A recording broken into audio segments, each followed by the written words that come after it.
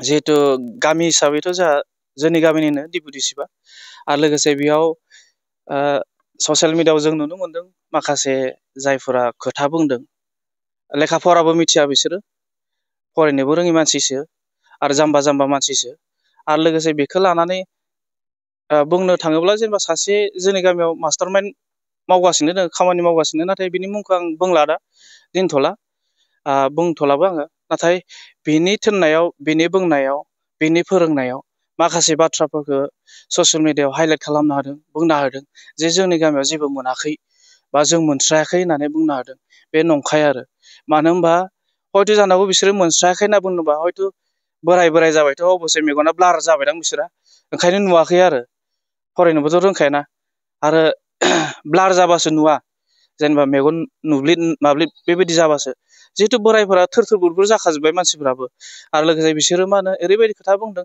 जों जेबो मोनाखै जेबो उन्नति खालामनो हायाखै होनना बुंदों 5 बोसोराव नाथाय 5 बोसोरथ' जायाखै बे सरकारा बुंनो थाङोब्ला कर'नानिबो माखासे समफोर थांबाय अब्लाबो जोंनि गामियाव ओरैबायदि मोजां डेभेलपमेन्टखौ मावदों जोङो नंखायखौ बुङा आरो नोंथांमोनाबो फैनानै नायफैनो हागोन मावमारदों मावमाराखै जिहेतु ससियेल मिडियाआव नंखाय एलिगेसन होना होदों बेनि फारसेसो जोङो खेमफोरथि बा बुंनो थाखाय जोङो बेयाव जों बुंनाय जादों जिहेतु उनथिं नायोब्ला जों नुनो मोनगोन जेजेमनि स्किम दै लोंनाय बेयो जोङो बै समाव जोङो भुगिनो गोनां जादों जोंनि गामिफोरा जेब्ला गुबुन पार्टिया सरकार खालामदोंमोन बे समाव मा होनो जोंनि गामिनो जेबो मा होनो दैनि फारसे लोंनायनि दैनि फारसे जोङो उसुबिदा जादों आरो बे समाव जोङो भुटानजोंबो आंनो मेन हिसाबै आङो मा होनो सासे रिप्रेजेन्टेटिभ हिसाबै आं भुटाननि डिसिजोंबो आं रायज्लायनो गोनां जादों दै लोंग्रा दैनि फारसे नोंसोरनि जायगायाव एरियायाव मिनिस्टार थानानैबो मानो नोंसोर दै मोनलोङाखै होननानै बै समाव जेब्ला इउपिपिएलआ सरकार खुङाखैमोन बे समावबो जों भुगिनो गोनां जादों आरो लोगोसे बेबायदिनो सावरायनायनि गेजेरजों बिथांमोना दैखौ हरदों लोंनो थाखाय जितु भुटाननिफ्राय जों दै लोङोमोन नाथाय दिनै इउपिपिएल सरकार फैनायखाय आरो लोगोसे जोंनि गामियावनो डिपुटि चिफ थानायखाय मा होनो जोङो लोंग्रा दैनि फारसे जोङो दिनैनि समाव जों मोननाय जादों आरो जों बे दिनै मा होनो गासैबो न'खराव लोंगासिनो दोङो जाय बेक्तिफोरा बुंदों बिसोरबो लोंदों सबसे गिदिर समस्या बेनो जोंनि हाजो जिं जिं जिं जेसेबां गामिफोर दङ बेयाव मा होनो लोंग्रा दैनि समस्या दङ नाथाय बेखौ दिनैनि दिनाव जोंहा डिपुटि चिफआ बियो सासे मा होनो पिएचइ मिनिस्टारबो नङा नाथाय बेखौबो बिथाङा मावनो हादों आरो बेखौ प्रुफ हिसाबै नायनोबा नोंथांमोना जोंनि गामियावनो फैनो हागोन नायफैनो हागोन मावमारदों मावमाराखै बेजों लोगोसे मा होनो कमिउनिटि हल होदों कमिउनिटि हलावबो गोबां मिटिंफोर जों लानो हायो दा आरो सुबिदा जाबाय ट्रेनिंफोर लायो बेयावनो गोबां ट्रेनिं जाना थांबाय टुरिजिमनि ट्रेनिं जाना थांबाय वेभिंनि ट्रेनिं जाना थांबाय मासरुमनि ट्रेनिं जाना थांबाय आरो बिदिनो गुबुन गुबुननि ट्रेनिं जाना थांबाय आरो लोगोसे बेल' नङा लामाफोर जादों लामाया मा होनो मोनब्रैसो लामा जोंनि गेजेराव जादों जिहेतु बै समाव जेब्ला जोंनि गामियाव एनडिएफबिनि दावरावमोन बे समाव माने जोंनि गामिखौ नासयनानै दोनखादोंमोन मानो एक्सट्रा थख'यै बिसोरो एनडिएफबि सापर्टार जिहेतु जोंनि गामियाव जा गबिन्द सार बिथाङानो जोंनि एनडिएफबिनिबो सासे सेक्रेटारिमोन बै समाव बेखायनो माने जोंनि गामिखौ इगनर खालामखायोमोन हयथ' बै समावबो गुबुन दोलोफोरावबो मा होनो हेफाजाब होग्रा दोङोमोन नाथाय अब्लाबो माने जोंखौ नासयना दोनखायोमोन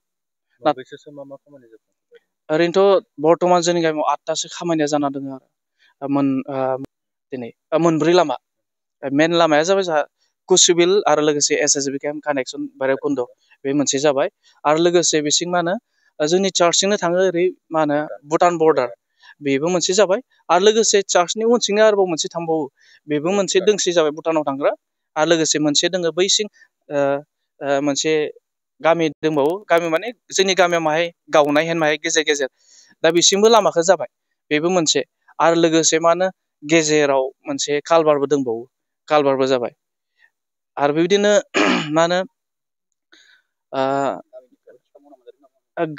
गामिनिफ्राबोथ' सोरबा सोरबा बेबायदिनो माखासे फिसा बेला खामानि मावना मोनजादों आरो मोनदोंबो आरो बेल' नङा बेमार आजारफोर जाबाबो बिथाङा नायाखै नङा नायदों माबा मोनसे खोनाबानो बिथाङा थानो हाया मा होनो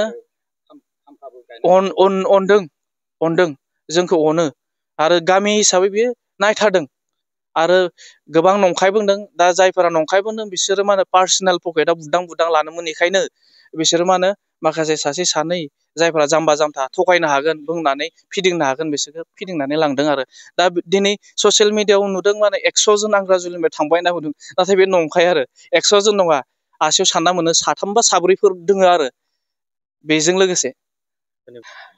बेथ' गोहोम खोख्लैनो हाया पार्टियाव। मानो होनबा पार्टि हिसाबै नायोब्ला बे बोराय बोरायफ्रा मा पार्टि मावबावगोन?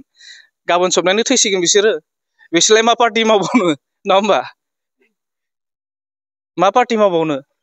पार्टिनि फारसे जेनेबा बिसोरो बुंनोबो हाखाया बिसोरो। मानो? बिसोरनि बुंनाय पावारफोराबो गोहोम खोख्लैनो हाया।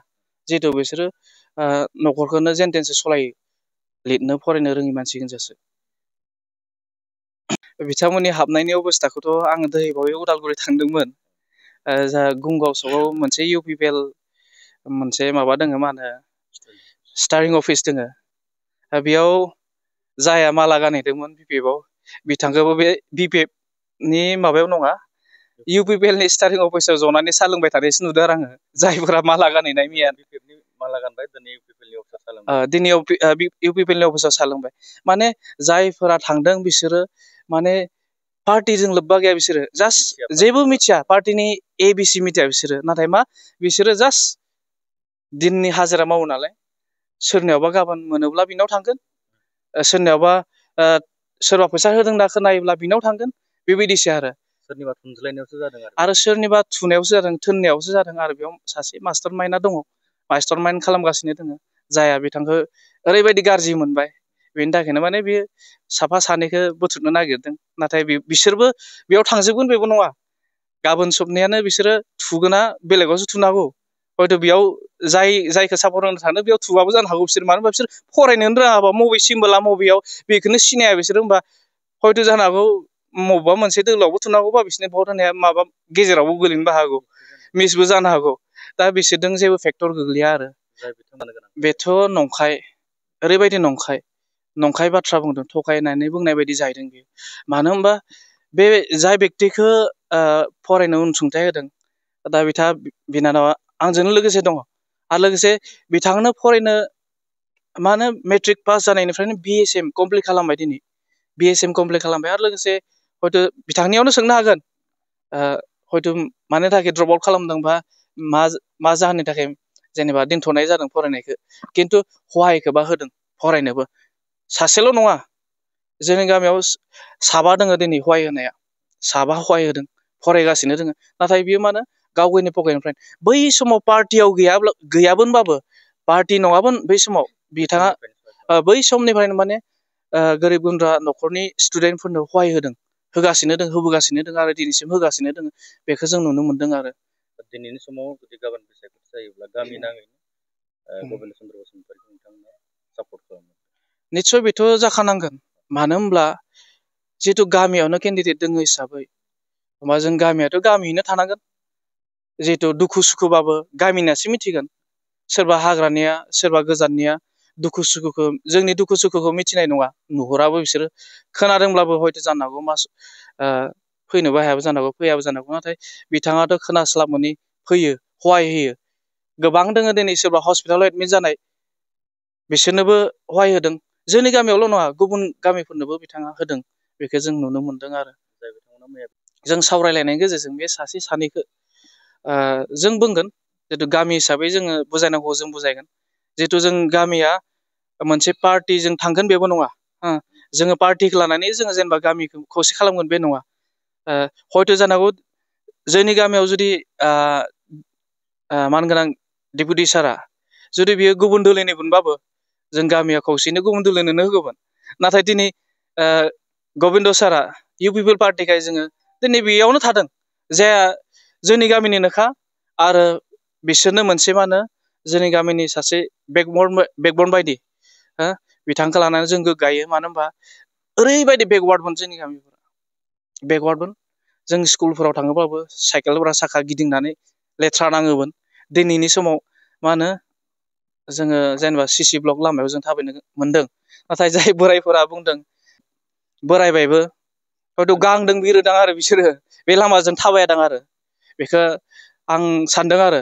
मेगनजों नुथारदों सिसि ब्लक अखा नायबानो अखारबानो सिसि ब्लकआव गायो आरो लोगोसे अखा नायबानो बेरेफुं जानो सयता जानाय लोगो लोगो साराय सयता जानाय लोगो लोगो दैया ख्रं ख्रं ख्रं गाबोयो न'खराव बेफोर दैखौ लोङाखै नामा बिसोरो मोनाखैना बुंदों जे बे बिथांमोना लोंदों बे दैखौ निस्सय लोङाखैबाथ' हयथ' जानांगौ बिसोर मोसौ गायफोर फिसिदोंदां जाय बिथाङा मास्टारमोन गावहा मोखाङाव फैनो गिनानै लाजिनानै बिथांमोनखौ बाहायदोंमोन बायदिसिना औ बेनो मानो होनबा गावगायथ' फकास सहायखायाखै मानो होनबा बियो ओरैबायदि क्लेभारखा ओंखायनो फकास सहायाखै बियो फकास सहायोब्ला नुजागोन बेनो थोनजोबदों होननानै साननो हागौ ओंखायनो मा होनो बियो जेब्लायबो मिडियानि गोजानाव थादों आरो जेब्लायबो मिडियानि गोजानाव थादों नाथाय जायफोरखौ बुंथावना थुथावना बिसोरखौ थुनानै थिनहरदों आरो मिडियायाव बुंहरदों मेनलि जाम्बा जाम्बि ओंखायनो आं सानदोंमोन जेनेबा गामिखौ लानानै पलिटिक्स खालामनो हागोन आरो जिहेतु जाम्बा जाम्बिखौ लानानै पलिटिक्स खालामनो हागोन मानो होनबा जोंहा